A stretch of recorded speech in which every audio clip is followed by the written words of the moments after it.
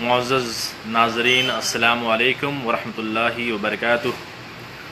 نحمدہ ونصلی ونسلم علی رسولہ النبی الامین المکین الکریم الحنین الرؤوف الرحیم، اما بعد، فاعوذ باللہ من الشیطان الرجیم، بسم اللہ الرحمن الرحیم۔ رب اشرح لی صدری ویسر لی امری واحلل عقدۃ من لسانی یفقہوا قولی، رب زدنی علما رب زدنی علما رب زدنی علما، صدق اللہ العظیم۔ سورہ نجم کا آغاز ہے۔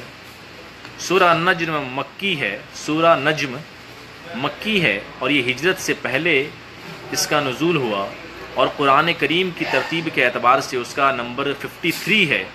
اس میں 62 آیات ہیں اور 3 رکوع ہیں۔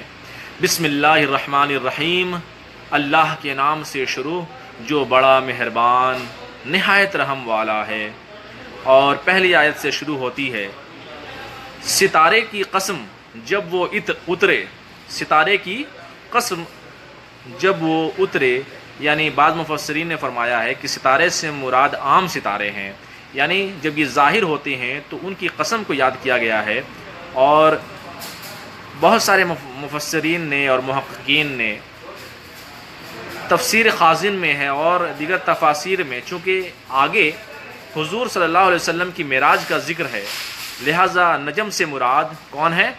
رسول اللہ صلی اللہ علیہ وآلہ وسلم ہیں۔ امام اہل سنت اعلیٰ حضرت فرماتے ہیں، اس پیارے چمکتے ہوئے تارے محمد رسول اللہ صلی اللہ علیہ وسلم کی قسم جب یہ معراج سے اترے، یعنی جو ترجمہ ہے ستارے کی قسم جب وہ اترے، تو ستارہ سے مراد کون ہے؟ محمد رسول اللہ صلی اللہ علیہ وسلم، یعنی اس پیارے چمکتے تارے محمد رسول اللہ صلی اللہ علیہ وآلہ وسلم کی قسم جب یہ معراج سے اترے، یعنی تمہارے نبی نہ بہکے اور نہ راہ راست سے ہٹے، وہ ہمیشہ سے ہدایت پر قائم ہیں، بلکہ جس پر نظر کرم فرمائیں ہے نا وہ بھی ہدایت پر قائم ہو جائے۔ یعنی بہکنا اسے ہوتا ہے جو گنہگار ہوتا ہے، بدکار ہوتا ہے، سیاکار ہوتا ہے، جو عام امتی ہوتے ہیں، جو ہم گنہگار بندے ہوتے ہیں، یعنی بہکنے کا، راہ راست سے ہٹنے کا امکان اس کے لیے ہوتا ہے جو کام کرے اپنی عقل سے، اس کا چلنا، اس کا پھرنا، اس کا اٹھنا، اس کا بیٹھنا، یہاں تک کہ کلام کرنا بھی اللہ کے حکم سے ہو، وہ تو معصوم ہے۔ یعنی اللہ رب العزت نے کیا فرمایا کہ میرے محبوب کا اٹھنا، بیٹھنا، چلنا، پھرنا، سارا کا سارا تو میرے محبوب کا وہ اللہ تبارک و تعالیٰ کی مرضی سے ہے، وہ اللہ تبارک و تعالیٰ کی ہے نا شان سے ہے، وہی سے ہے۔ کیا پھر اگلی آیت میں ہے، یہ اپنے جی سے تو کوئی بات کہتے ہی نہیں ہیں۔ سوچیں اللہ تبارک و تعالیٰ نے کیا فرمایا قرآن کریم میں کہ یہ اپنے جی سے، یعنی اپنی طرف سے، یعنی خود سے تو بات کہتے ہی نہیں ہیں، یعنی اپنے نفس کی خواہش سے نہ تو کوئی بات کہتے ہی نہیں ہیں، یعنی اپنی طرف سے، اپنی نفس سے کوئی بات نہیں کہتے، بلکہ ساری بات جو ہے وہ اللہ تبارک و تعالیٰ کی اذن سے کرتے ہیں۔ جو وحی آتی ہے اسی چیز کو، اسی آیت کو، اسی وحی کو ہے نا رسول اللہ صلی اللہ علیہ وسلم پیش کرتے ہیں اپنی امت کے درمیان میں، صحابہ کے درمیان میں۔ اور پھر اگلی آیت میں ہے، اور یہ تو جو بھی کہتے ہیں یہ تو وہ وہی ہے جو ان کی طرف کی گئی ہے، یعنی اللہ کے حکم کے مطابق ان کی زبان چلتی ہے، کلام کا صدور ہوتا ہے، اور زبان مبارک سے نور والے کلام کے موتی جھڑتے ہیں۔ یعنی یہ کلام اور یہ حکمت کی باتیں کس نے سکھائیں؟ کیا؟ پھر اگلی آیت میں ہے، انہیں اس رب نے سکھایا جو بہت قوت والا ہے، سخت طاقت رکھنے والا ہے۔ سوچیں، یعنی کوئی بدبخت ہے، کوئی انسان یہ کہے، کوئی منافق، کوئی فاسق، کوئی فاجر، کوئی منافق یہ کہے کہ کسی بشر نے محمد رسول اللہ علیہ وسلم کو قرآن سکھایا، رسول اللہ علیہ وسلم کو علم ہے نا بشر نے سکھایا، نہیں۔ اللہ رب العزت ارشاد فرماتا ہے، کیا؟ انہیں اس رب نے سکھایا جو بہت قوت والا ہے، سخت طاقت رکھنے والا ہے۔ پھر اگلی آیت میں ہے، پس اس نے قصد فرمایا، یعنی ارادہ فرمایا، رب العالمین نے اپنا جلوہ دکھانا چاہا۔ اس وقت نبی اکرم صلی اللہ علیہ وسلم افق اعلیٰ پر تھے، آپ ساتوں آسمان سے بھی بلند تھے، یعنی شب معراج جب رسول اللہ صلی اللہ علیہ وآلہ وسلم نے اللہ کا دیدار کیا تو یہ نہیں کہہ سکتے کہ دائیں ہاتھ کے بائیں ہاتھ تھے کہ اوپر تھے یا نیچے تھے، کیونکہ وہ لامکاں تھا۔ لامکاں کے معنی جہاں ہے نا جگہ ختم ہوتی ہے۔ اللہ رب العزت نے اپنے محبوب محمد رسول اللہ صلی اللہ علیہ وسلم کو کتنی عظمت بخشی، کتنا بڑا مقام عطا فرمایا کہ اللہ نے اپنا دیدار لامکاں میں کرایا، کتنی عظیم شان عطا کی رسول اللہ صلی اللہ علیہ وسلم کی۔ پھر وہ جلوہ قریب آ گیا، جب مزید قریب آیا ہر لمحہ رسول اللہ صلی اللہ علیہ وسلم نے رب العالمین کا قرب پایا۔ پھر اگلی آیت میں ہے پس دو ہاتھوں کا فاصلہ باقی رہا۔ کیا؟ پس دو ہاتھوں کا فاصلہ باقی رہا، اس سے بھی قریب جلوہ آ گیا، اور یہ دو ہاتھوں کا فاصلہ ہے یعنی قرب الہی کس قدر حاصل ہوا۔ یعنی یہ عربوں کی کہاوت ہے کہ بس ہے نا دو فاصلہ باقی رہا، یعنی اللہ تبارک و تعالیٰ کا دیدار رسول اللہ صلی اللہ علیہ وآلہ وسلم نے اتنے قریب سے کیا کہ ہم سوچ بھی نہیں سکتے۔ بس ہے نا دو ہاتھوں کا فاصلہ باقی رہا یا اس سے بھی قریب جلوہ آ گیا۔ پھر اگلی آیت میں ہے پس اللہ نے اپنے بندے کی طرف جو چاہا وہی فرمائی۔ پھر اگلی آیت میں ہے جو رب نے چاہا خوب اپنے بندے کی طرف وہی فرمائی۔ یعنی ترمذی شریف کی حدیث ہے، رسول اللہ صلی اللہ علیہ وسلم ارشاد فرماتے ہیں کہ شب معراج اللہ رب العالمین پہ نے مجھ پر وہ کرم کیا، جو کچھ آسمان میں ہے جو کچھ زمین میں ہے سب کچھ مجھ پر روشن ہو گیا اور سب کچھ میں نے جان لیا۔ اللہ کے رسول صلی اللہ علیہ وسلم نے کیا فرمایا کہ شب معراج میں اللہ تبارک و تعالیٰ نے مجھ پر وہ کرم کیا کہ سارا کچھ جو آسمان میں ہے اور ساری چیزیں جو زمین میں ہیں سب کو روشن کر دیا۔ اور پھر اگلی آیت میں ہے جو دیکھا دل نے اسے نہ جھٹلایا۔ یعنی تم جھگڑا کرتے ہو رسول اللہ صلی اللہ علیہ وسلم سے ان پر کہ جو انہوں نے دیکھا، یعنی رسول اللہ صلی اللہ علیہ وسلم نے جو کیا فرمایا کہ ہم نے وہ چیز دیکھا جو بالکل صحیح ہے، جو بالکل سچی ہے، جو ایسی ہے جیسا کہ ہم نے اپنی آنکھوں سے دیکھا۔ ہم نے ایسی چیز کا دیدار کیا جس کے بارے میں ہم تصور بھی نہیں کر سکتے، ہے نا۔ پھر انسان جب یہ سوچتا ہے کہ حضور کو معراج جسمانی نہیں بلکہ خواب کی ہوئی تو بڑی حیرت ہوتی ہے لوگوں کی عقلوں پر۔ یہ بات تو سمجھی ہے نا، سبھی جانتے ہیں کہ نبی اکرم صلی اللہ علیہ وسلم نے معراج کا دعویٰ فرمایا تو کافروں نے اعتراضات کیے اور شور مچایا۔ یعنی جب رسول اللہ صلی اللہ علیہ وسلم نے فرمایا کہ میں نے اللہ کا دیدار کیا تو کفار و مشرکین جو تھے وہ شور مچانے لگے، ایسا نہیں ہو سکتا، رسول اللہ صلی اللہ علیہ وسلم نے ہے نا اپنی آنکھوں سے اللہ کا دیدار نہیں کیا، یہ کفار و مشرکین کہتے تھے، ہے نا۔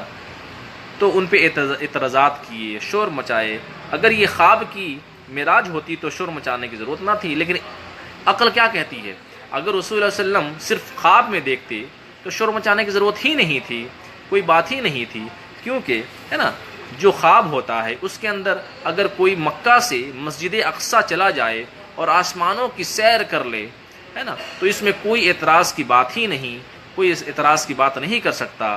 یعنی کافروں کو شور مچانا اور مذاق اڑانا اس بات کی دلیل ہے کہ رسول اللہ صلی اللہ علیہ وسلم نے جسمانی معراج کا دعویٰ کیا ہے کہ میں نے اپنے جسم کے ساتھ مکے سے بیت المقدس گیا اور وہاں سے میں نے آسمانوں کی سیر کی۔ پھر اگلی آیت میں ہے اور بے شک آپ نے اللہ کو بار بار دیکھا۔ یہ قرآن کی آیت ہے کیا؟ اور بے شک آپ نے اللہ تعالیٰ کو بار بار دیکھا، یعنی یہ تو واقعہ بڑا مشہور ہے کہ ہے نا ایک دفعہ جب رسول اللہ صلی اللہ علیہ وآلہ وسلم شب معراج میں اللہ کا دیدار کرنے کے لیے گئے تو اللہ تبارک و تعالیٰ نے 50 نمازیں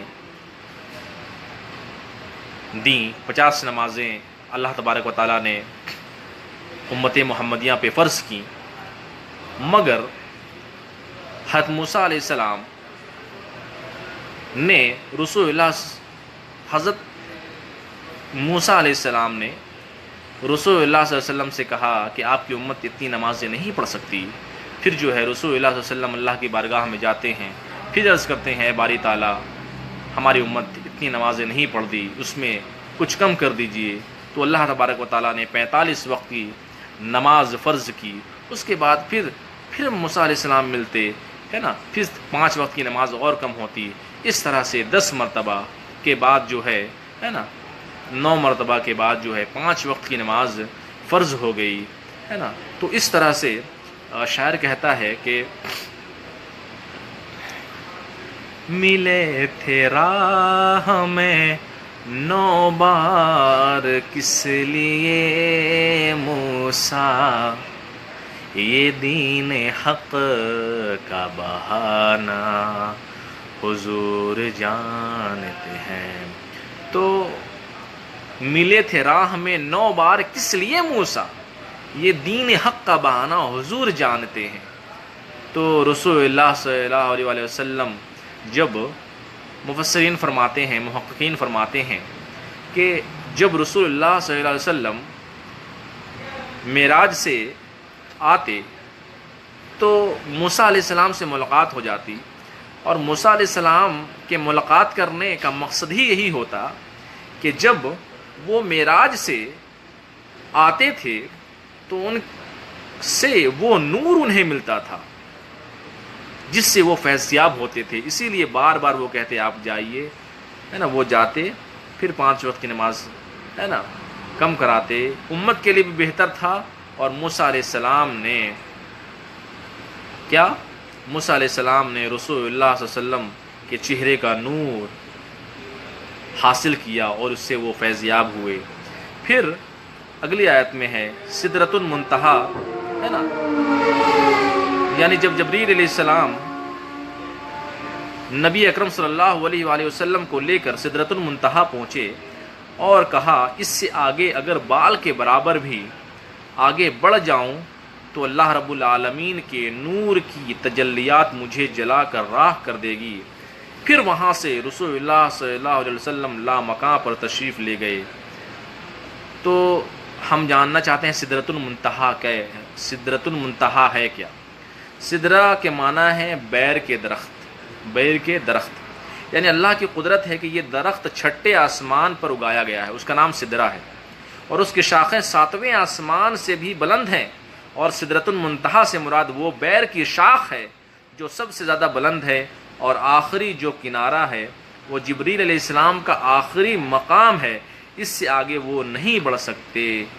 یعنی حدیث شریف میں آتا ہے کہ ہاتھی کے کانوں کی طرح بڑے بڑے اس کے پتے ہیں، یعنی بیر کے پتے ہیں، سدرہ کے پتے ہیں، اور اس درخت سے فرشتے معلق ہیں، اور وہ فرشتے اللہ رب العالمین کی عبادت کرتے ہیں۔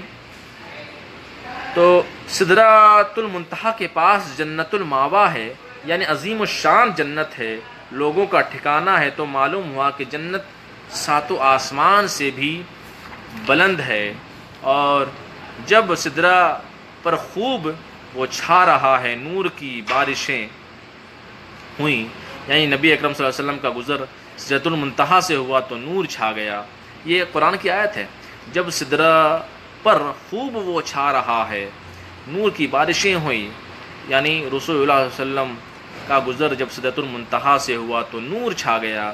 اور یاد کرو جب سدرہ کو ڈھانپ لیا اس نور نے، یعنی انوار و تجلیات کی، نور کی بارشیں ہوئیں۔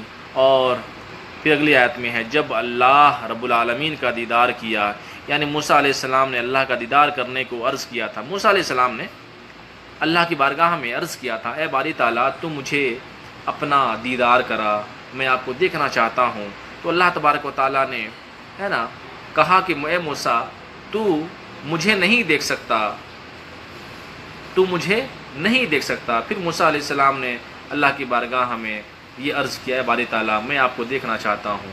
تو موسیٰ علیہ السلام کو کروڑہ کروڑ میل کی دوری پہ، ہے نا، ایک پہاڑ پہ ایک تجلی ڈالی، اس تجلی کے آنے سے پہاڑ ریزہ ریزہ ہو گیا، اور ہے نا موسیٰ علیہ السلام بے ہوش ہو گئے۔ مگر میرے محمد رسول اللہ صلی اللہ علیہ وآلہ وسلم کی شان دیکھیے کہ اللہ تبارک و تعالیٰ نے، ہے نا، سدرۃ المنتہا سے آگے عرش معلیٰ اور لا مکان تک، اور آخری جہاں حد ہو گئی لا مکان تک جا کر اللہ کا دیدار کیا، اللہ کا دیدار کیا۔ کتنی بڑی شان ہے۔ اسی لیے اعلیٰ حضرت فرماتے ہیں اور کوئی غیب کیا تم سے نہاں ہو بھلا، جب نہ خدا ہی چھپا تم پہ کروڑوں درود۔ اور جب رسول اللہ صلی اللہ علیہ وسلم نے حضور کا دیدار جاگتی آنکھوں سے کیا، اس آنکھ مبارک کے معجزات کی کیا شان ہوگی۔ یعنی بخاری شریف میں ہے کہ میں آگے بھی دیکھتا ہوں، رسول اللہ صلی اللہ علیہ وسلم نے کیا فرمایا، میں آگے بھی دیکھتا ہوں۔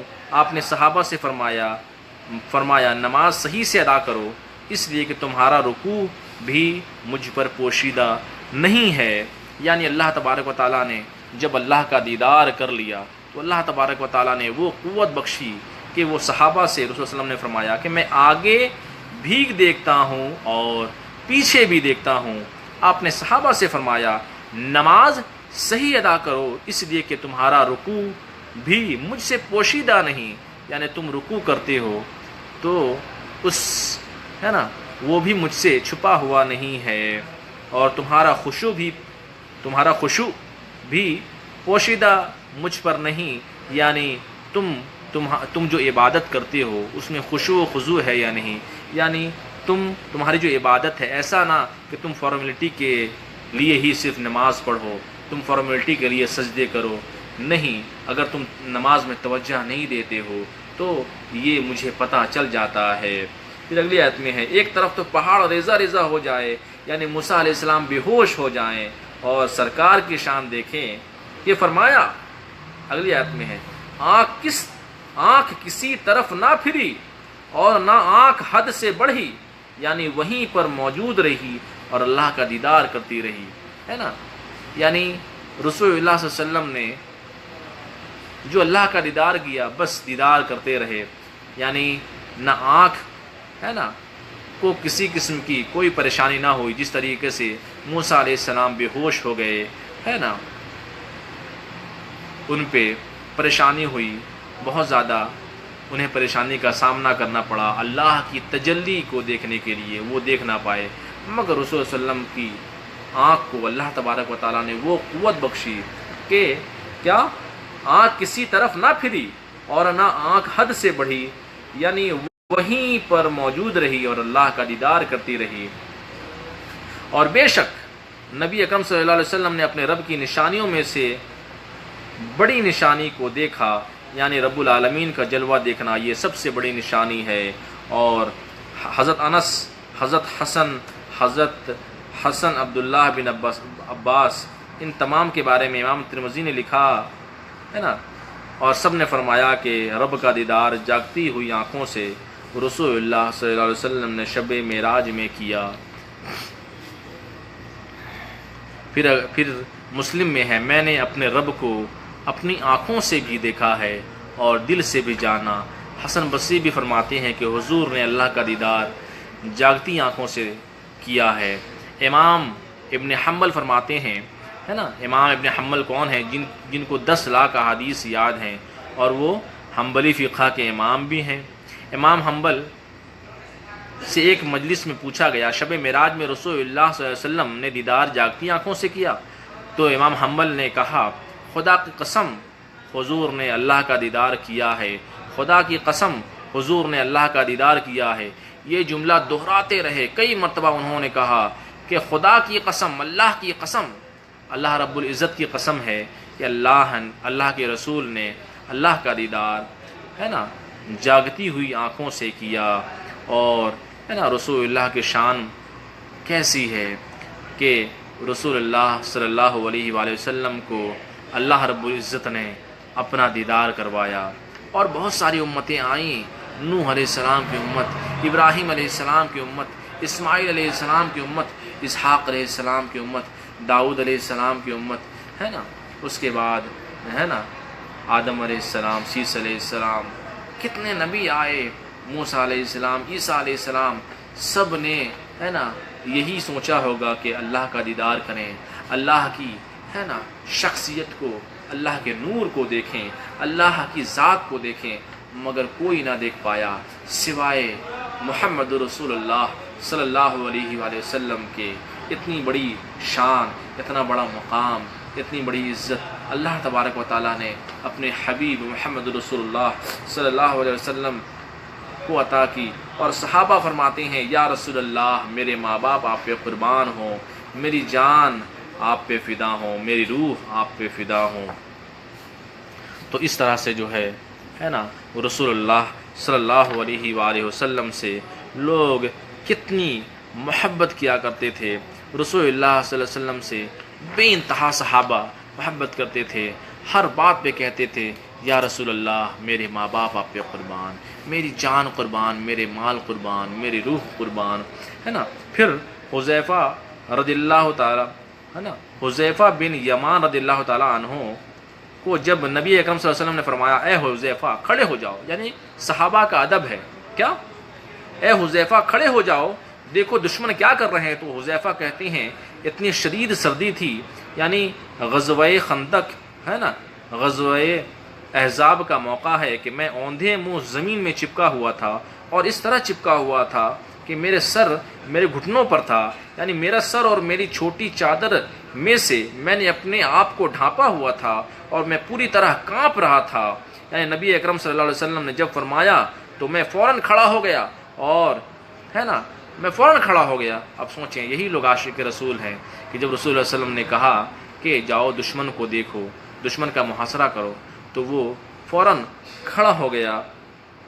پھر نبی اکرم صلی اللہ علیہ وسلم نے اس کے لیے دعا فرمائی، تو وہ دعا کا اثر یہ ہوا کہ مجھے سخت سردی میں بھی پسینہ آنے لگا، اور سردی کا اثر دور ہو گیا، اور میں جب مشن پورا کر کے واپس آیا تو نبی اکرم صلی اللہ علیہ وسلم نماز ادا فرما رہے تھے، اور آقا صلی اللہ علیہ وسلم عبادت میں مشغول ہو گئے۔ جب میں آیا تو نبی اکرم صلی اللہ علیہ وسلم چادر مبارک اوڑھے ہوئے جلوہ تھے۔ میں نے حضور کو ساری خبر سنائی، اور پھر میں چادر کے اندر گھس گیا، اور حضور کے پاؤں مبارک سے اور حضور کے تلوؤں سے اپنے چہرے کو ملا دیا، اور اپنے سینے کو مس کیا پیر سے، اور میرا سینہ نور الہی سے منور ہو گیا۔ آپ سوچیں یہ ہے محبت رسول صلی اللہ علیہ وسلم، یہ ہے حضور کی عادت، حضور کی طرز زندگی کو اپنا آئیڈیل منایا جائے۔ ہمیں اپنا آئیڈیل ماننا چاہیے، چاہے کھانا ہو، چاہے پینا ہو، چاہے سونا ہو، چاہے بیٹھنا ہو، چاہے اٹھنا ہو، چاہے زندگی کے کسی بھی کام کو انجام دینا ہو، تو رسول اللہ صلی اللہ علیہ وسلم کی طرز زندگی پر ایک ایک وقت کو ہے نا اپنانا چاہیے، ہے نا۔ یہی ان کی معراج ہے، یہی محبت کی علامت ہے۔ اگر ہم رسول اللہ صلی اللہ علیہ وسلم کو اپنا آئیڈیل مانتے ہیں ہر چیز میں، ہے نا، ہر حرکت میں، اگر ہم اپنا آئیڈیل رسول اللہ صلی اللہ علیہ وسلم کو مانیں گے تو ہم عاشق رسول ہیں، ہم رسول اللہ صلی اللہ علیہ وسلم سے محبت کرنے والے ہیں۔ پھر ہے نا رسول اللہ صلی اللہ علیہ وسلم ہم سے راضی ہوں گے، اور اللہ تبارک و تعالی ہم سے راضی ہوگا انشاءاللہ الرحمن۔ سورہ نجم کی دوسری نشست انشاءاللہ ہم کل سماعت کریں گے۔ وآخر دعوانا ان الحمدللہ رب العالمین۔